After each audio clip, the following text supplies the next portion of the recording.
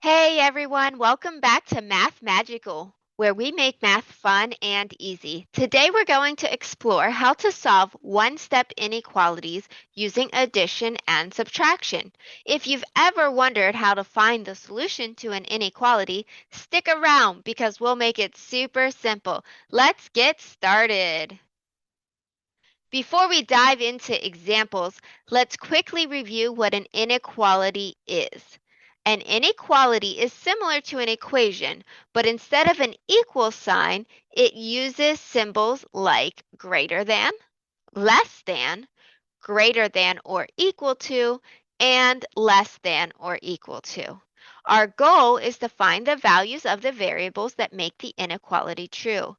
If you'll notice, we are still using our scale or balance here, just like we used when we were solving our equations. That's because when we solve inequalities, we still have to keep them balanced, just like we did with our equations.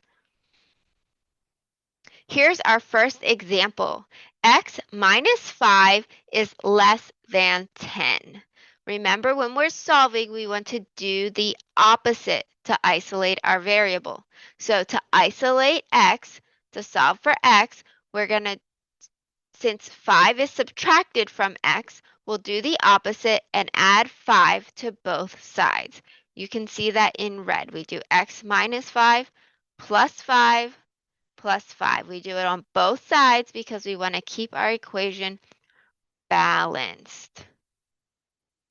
Now we want to simplify. So minus 5 plus 5 becomes 0, leaving us with just x. 10 plus 5 equals 15. So x is less than 15. The answer is x is less than 15. This means any number less than 15 will make the inequality true. This is how it's different than an equation. If this were an equation, we would have an equal sign in the middle, and there would be only one answer, which would be 15. In this instance, 15 isn't even a solution because it's not less than or equal to 15. It's just less than 15. So any number less than 15 would make this equation true. Next, let's solve an inequality using subtraction. So y plus 8 is greater than or equal to 20. To isolate y, we subtract 8 from both sides because 8 was being added to y. So we want to always do that opposite operation. So positive 8 minus 8 becomes 0. 20 minus 8 will become 12. So this leaves us with y is greater than or equal to 12. Now here we have that equal to line. So that means the number could equal 12 or also any number greater than 12. In this case, y is greater than or equal to 12, so any number 12 or larger satisfies the inequality. So when we see this or equal to, that means the number that you're finding, it could be that number or it could be any number, in this instance, greater to that number. We're going to finish up with a word problem. I love word problems because they help us stretch our thinking. So it says, Maria has money in her savings account. After depositing $15, she has more than $65. How much money did she have initially? So how much did Maria start with?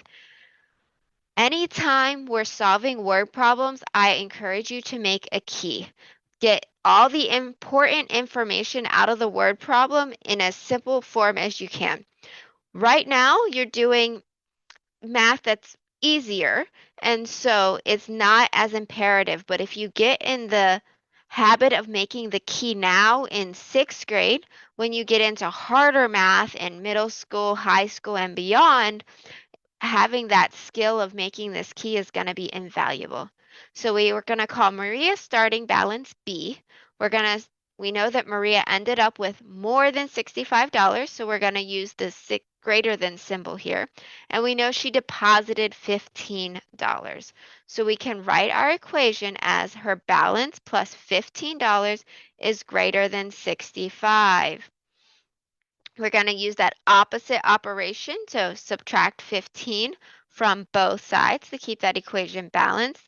15 minus 15 is 0, leaving us with just B. 65 minus 15 is 50. So now we know that B is greater than 50. So Maria originally had more than $50 in her account. And that's how you solve one-step inequalities using addition and subtraction. Remember, the key is to do the opposite operation to isolate the variable. Try practicing with different numbers to get the hang of it. If you found this video helpful, give it a thumbs up, comment below, and subscribe to Math Magical for more magical math lessons. See you next time!